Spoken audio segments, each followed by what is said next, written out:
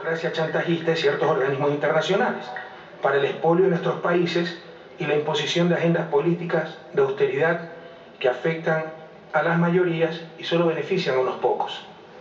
Las políticas de austeridad en un contexto de recesión y desempleo solo profundizan y alargan la crisis, garantizando los retornos del capital financiero y el pago de una deuda pública, en parte incluso ficticia, ya que es deuda con sus propios bancos centrales.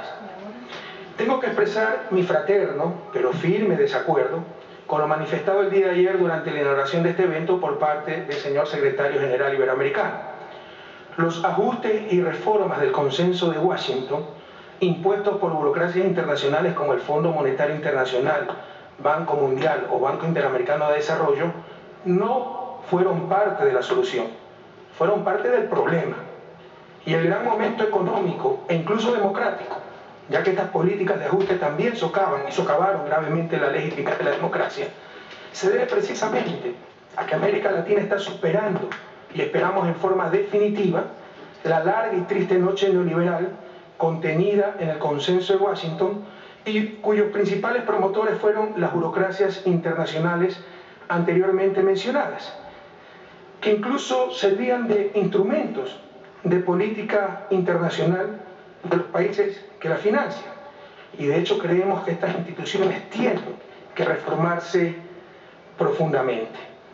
Se habló también de corrección de déficits fiscales, asumiendo que todos estos déficits eran producto de políticas populistas, indisciplina, demagogia, sin mencionar que casi en su totalidad esos déficits eran producidos por el servicio de la deuda externa que se renegociaba recurrentemente siempre en favor de los acreedores y pese a las transferencias de centenas de miles de millones de dólares de Latinoamérica al primer mundo, crecía y crecía continuamente.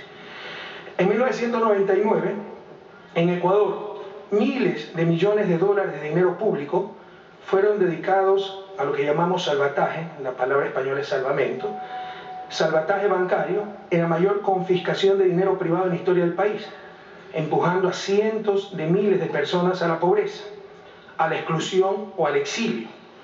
Los servicios públicos y la inversión social se redujeron al mínimo o desaparecieron. La historia se repite ahora en Europa. No cometan los mismos errores. En este sentido, en nombre de los cerca de 600.000 compatriotas residentes en España, quisiera agradecer a usted, señor presidente Mariano Rajoy, y a su gobierno, por el decreto ley que suspende durante 2 años los desahucios básicamente para personas que ganen menos de 19.000 euros por año. Los desahucios no tienen razón de ser cuando se trata de una crisis sistémica. Además de, al no constituir dación de pago, en principio una garantía debe extinguir la deuda. Aquí, si se valora la casa en 200.000 euros, y en nuestros países también, ya se reformó la ley en Ecuador, pero teníamos la misma ley, casa valorada por el propio banco, cuando no se podía pagar la deuda, el banco retira la casa, pero ahora resulta que se valora en 50.000 euros. Las familias quedan sin casa y con deuda, probablemente para toda la vida. Eso no tiene ningún sentido. No es lógica económica, ningún principio técnico, ninguna ley natural, solamente refleja la supremacía absoluta del capital y básicamente del capital financiero sobre los seres humanos. Por el contrario, rompe principios éticos, porque un principio ético nos dice que el riesgo debe recaer sobre el capital. Y en las crisis como esta, todo el riesgo está recayendo sobre los seres humanos, sobre las familias, sobre los ciudadanos.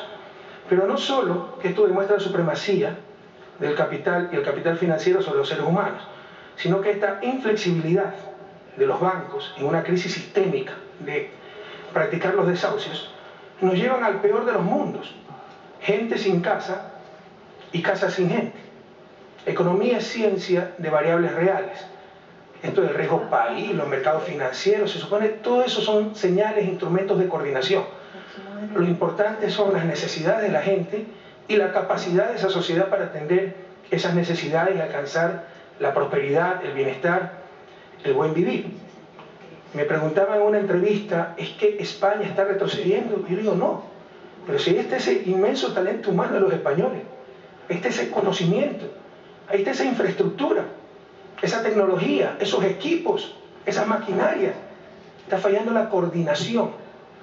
Familias que necesitan casas, fuera esa sociedad pobre, si no tuviera la capacidad de crear casas para satisfacer esa necesidad. Pues las casas no solo que hay la capacidad de crearlas, sino que existen. Pero por un problema de coordinación, las familias que necesitan casas se van a quedar sin casas y los bancos que no necesitan casas se van a quedar repletos de casas. Es un problema de coordinación económica. Para resolver esos problemas existe la política económica y sus diferentes instrumentos. Uno de ellos, la moneda nacional, y en este caso la moneda comunitaria. Y ustedes saben que ahí están los problemas. El problema de coordinación, que básicamente se logra a través de una adecuada política monetaria. Sin embargo, esto refleja un asunto más de fondo, que yo creo que es el gran desafío de la humanidad en el siglo XXI. ¿Quién manda en el planeta? ¿Quién tiene la supremacía? ¿Los seres humanos o el capital? ¿Las sociedades o los mercados? Los mercados son una realidad económica. Uno de los grandes errores de la izquierda tradicional fue negar los mercados, lo cual es un fenómeno objetivo. Existen.